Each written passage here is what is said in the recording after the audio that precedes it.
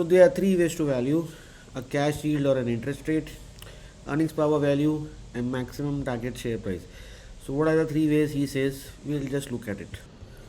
So cash yields or interest rate is basically you divide the cash profit per share divided by the share price. You get the yield. So Domino's at 320 per share with the cash profit of 11.6. The yield is 3.62. Now you compare this yield with bonds, with saving banks, interest rates, FD rates. Is this is good number or this is not a good number? If you get other opportunities with such yields which are higher than this number, then of course this is not a good number. That means your company is overvalued. So then he's giving examples how do you calculate and how do you do. And let's look at the table over here. Cash profit in the year 0, 1, 2, 3, 4, 5, 6, 7, 8, 9, 10. Cash yields are dancing, so on and so forth.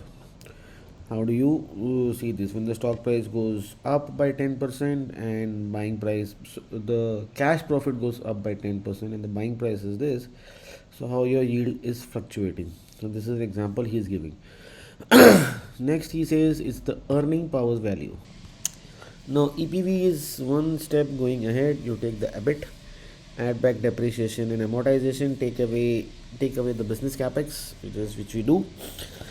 Tax this cash profit number by a company's tax rate, and you get to the earnings power value basically, and not to the earnings power value, to the free cash flow. Then, or you call it cash profit. See, tax rate can be what the company is paying tax, or it can be the marginal tax rate as per the income tax laws. Divide this by the interest rate. Large companies, smaller companies, interest rates vary. Take away debt, calculate the enterprise value, divide the number of shares in issue to get an estimate of EPV share value. So the EBIT plus depreciation minus capex, cash profit, take away the tax, divide by the interest rate, you get EPV. When you get the EPV, then you add the debt, subtract the cash, and you get enterprise value, number of shares, so your EPV per share versus your current share price.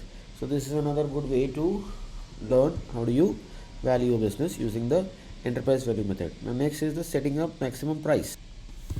In this maximum price, what he's trying to do is he's trying to divide the price of the stock of the business in you're studying, divide by the bond rate. Now which bond rate to use? This is the 10-year benchmark Government of India bond rate. So you divide your cash profit per share, which is 10 cents, divide by 5%, you get a price of 200 pennies. After we looking at this 200 pennies valuation, is that equivalent to the PE? Yes, it is equivalent to the PE.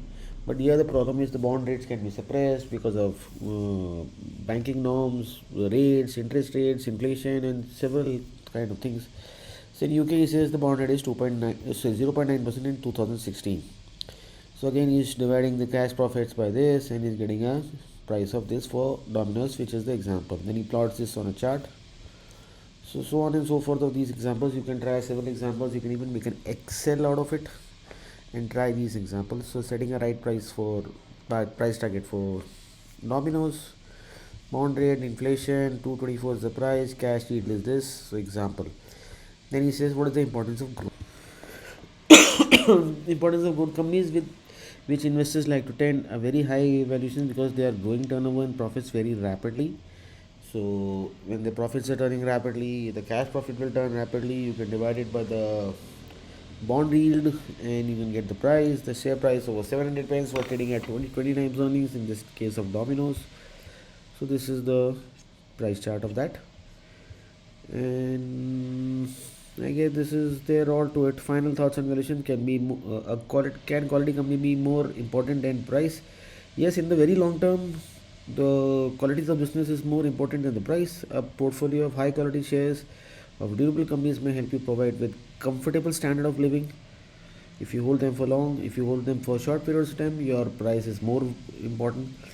So what do we learn in this? You should value companies using estimate of cash profits, work out these cash yields a company is offering to get the current share price, calculate the EPV, do not buy shares with more than half the current share price is dependent on future profits. So this is one important line what he says. Do not buy shares with more than half the current share prices on future profits. Work on max price. I suggest discount of less than 15%. The interest rate you use to calculate it, price should be at least 3% or more than the rate of inflation, which you need to adjust over here. What is the rate of inflation in India? Add on 3% to be safe. You must be very confident in continued future profits growth to pay the price or beyond the valuation of the book. The higher the price you pay, profits turnover growth, the more risk you are taking in the investment. So this concludes the book. Then the appendix is there. You can go on and read the appendix. I really enjoyed reading this book. It was a simple book. I hope you also enjoyed. So make your notes and happy learning.